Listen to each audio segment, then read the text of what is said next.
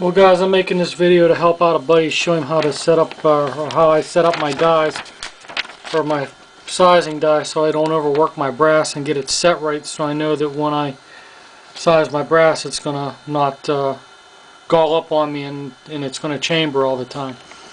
This is the Sammy spec sheet for 308, which is what he's shooting. This is the dimensional specs for the cartridge itself, and down here this is the dimensional specs for the chamber, and this is the headspace dimensions here for the Sammy spec. The max they call for is 1.640 and the minimum is 1.630. Not all rifles are set to that. Be more concerned about your fired brass. What comes out of your gun, that's what you want to bump it back.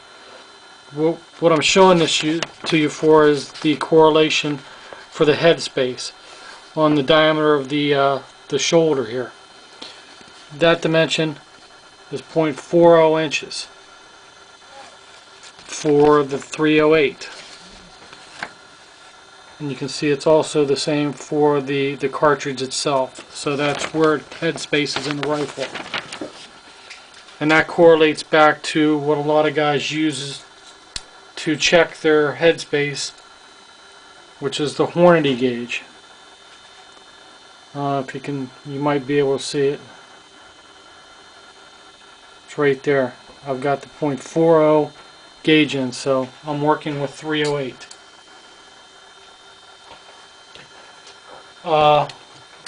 Typically what I do when I set up a die for the first time, or I change out a barrel, what I do is this die in particular, I couldn't get it to fully size it down for the rifle that I had,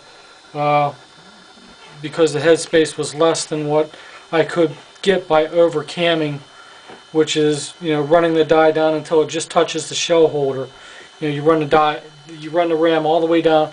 You screw your die in until it touches the thing, and you're touching the shell holder. And then turning it farther past that, which means when you run the ram up, you're putting pressure on the press and also on the die. I don't like doing that. So I sent this down to Mark, and Mark milled some material off the bottom of the die to allow me to get more adjustment in to be able to use this die to set it up.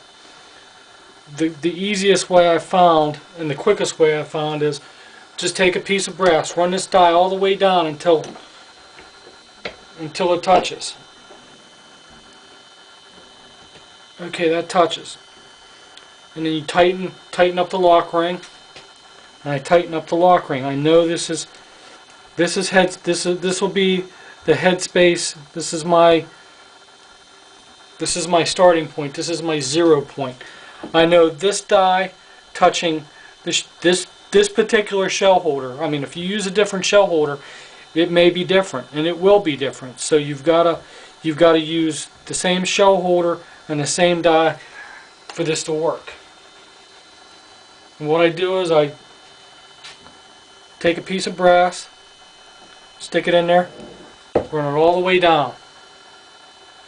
I let it set for 2 or 3 seconds to let it normalize. Then I pull that piece of brass out. I wipe off the sizing lube. Get it all cleaned up. Then I stick it into my headspace gauge.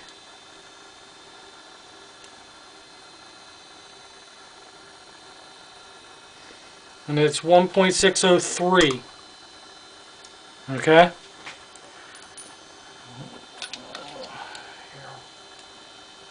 I'll show you. See, it's 1.603 inches. So I know now, with this die screwed all the way in, touching that shell holder, that it sizes my brass to 1.603. I've checked the brass in my rifle, and it's coming out 1.614. So I know I need this die up 1/100 of an inch. And that's where this comes into play. These are feeler gauges. You can get these at any automotive place. And I think every reloader should have one of these on his bench. For setting up dies, also for setting up these little beautiful things, your neck turner. Why guess when you can stick a feeler gauge in there and know, and run that blade up and know that that's what you're going to be cutting your wall thickness to. You know, you stick that in there, run the blade up, and you know that you're going to be cutting. If I ran it up, I know I'd be cutting it at 1/100 of an inch. Okay? They're invaluable. So what I'll do is I'll pop this die loose. I'll run that up. Stick that feeler gauge in. Tighten it down by hand until it touches. And I'll grab another piece of brass. Okay? And that should come out 1.613.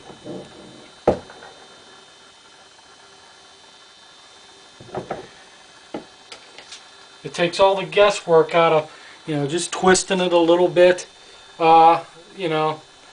Guessings for people that don't want to be sure. Don't guess. Make it easy on yourself.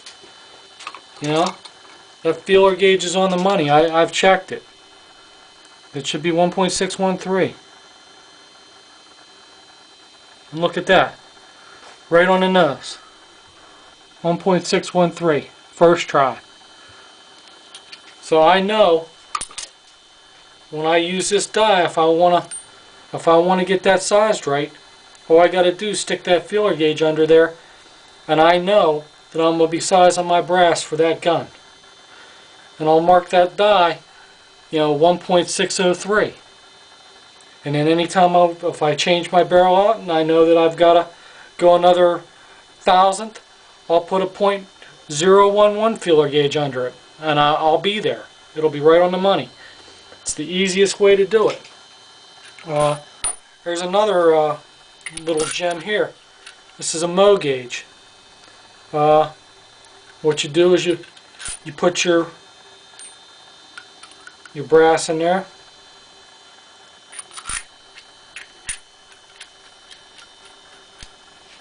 And you twist it down.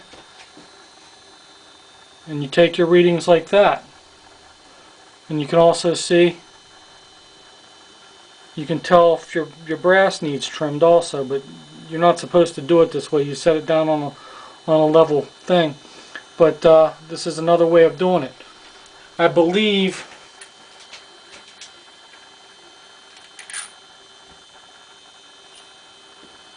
that these are set to zero out on a go gauge. And here's a go gauge for 308. Drop that in there. It should zero out.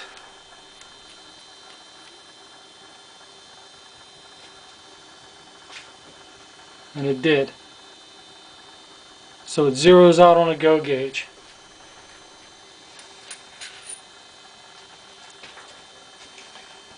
But that's the easiest way I've found to set up your full length sizing die. And I do this all the time. It's the quickest way and it's the most accurate way. A lot of guys they'll try to twist it down and then tighten it down and then tighten the screw up and then put a witness mark on it or scratch a scribe line on it. That's fine if you've only got one gun you're doing that for. You may even get a die from I've had them from Redding, I've had them from RCBS, I've had them from Hornady, I've had them from Forster, where you screw it down and touch the shell plate and go to size it, that it still won't chamber in the gun because you gotta way over cam it. You've got to lower that ram and turn it another full turn, and that's extremely hard on your press. I don't suggest doing that. If you have a die like that, you know, find somebody that's got a lathe and have them turn it down. Have them take some off the bottom. You know, have them take mill some off the bottom. You know, it doesn't hurt anything to take a couple thousandths off a die. You know, that way you can get it down to where you need it to be. But for sure, definitely get you a set of feeler gauges. You know, I think even I believe Redding makes them. They call them competition shell holders, and they're different thicknesses. You can do it that way too if you want to. But I found it at, you know, I think this was 99 cents at Harbor Freight. You know, go get you a set of feeler gauges. You know, they're not that expensive, and you know they take all the guesswork out of it. I hope it helps you out, and you know, if you got any questions, post them. I'll answer whatever I can. Thanks.